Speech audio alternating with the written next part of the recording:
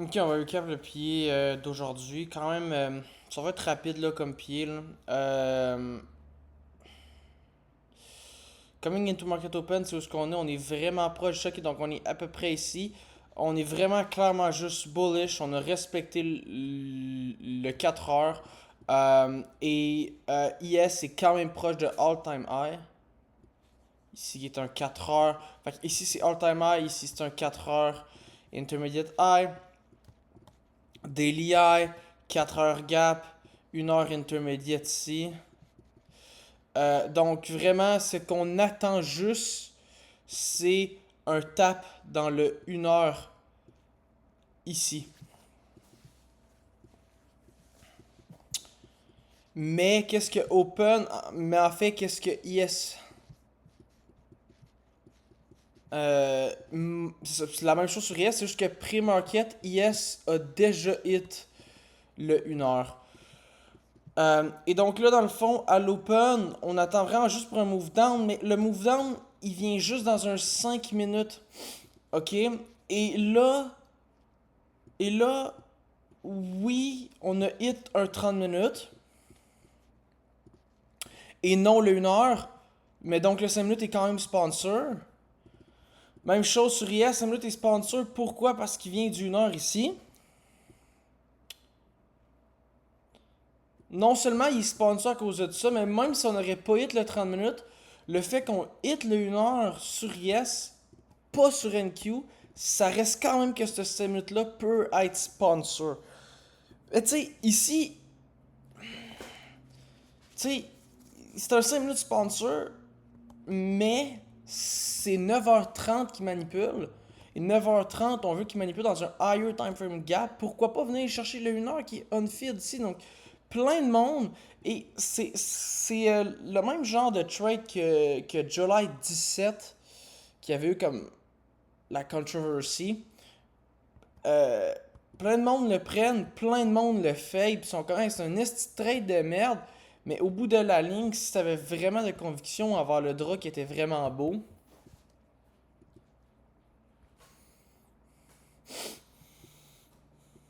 sais, genre, tu pouvais le prendre sur la réaction, mettons.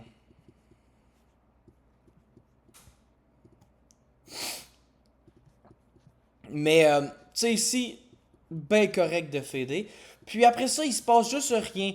On hit des key levels, puis on a juste aucune réaction.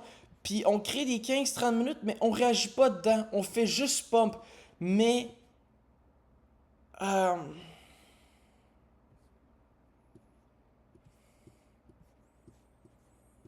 mais qu'est-ce que moi j'ai fait hier à cause de mon moins 400?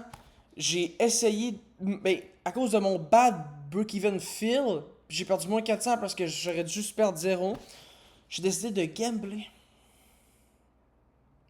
et de perdre 1500 et de blow le compte. Et, tu sais, comme, je pense que c'est la neuvième eval que je blow.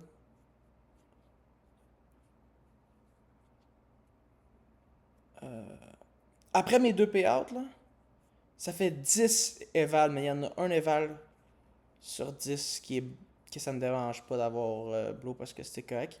Ça fait 9 eval que je gamble. 9 eval. C'est plus que la moitié de, genre,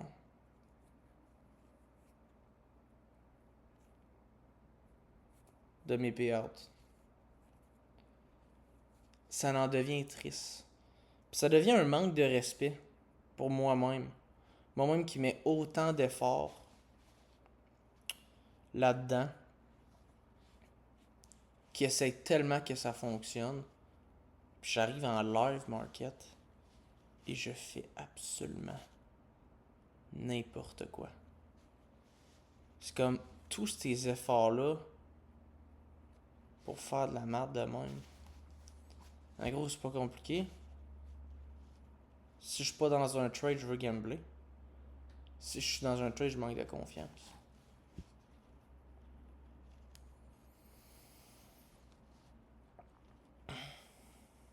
Je sais pas c'est quand le moment que je vais me respecter, genre.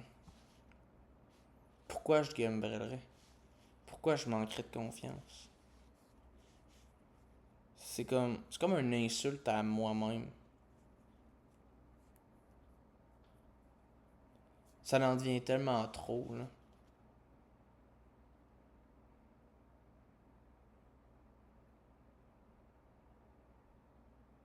Ça va rentrer dans la tête.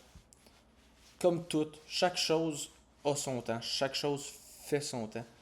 C'est L'humain n'est pas fait pour, après une erreur, la comprendre directement.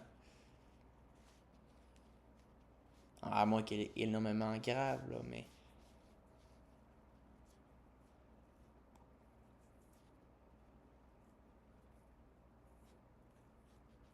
Tu sais, il faut commencer à avoir un respect pour soi.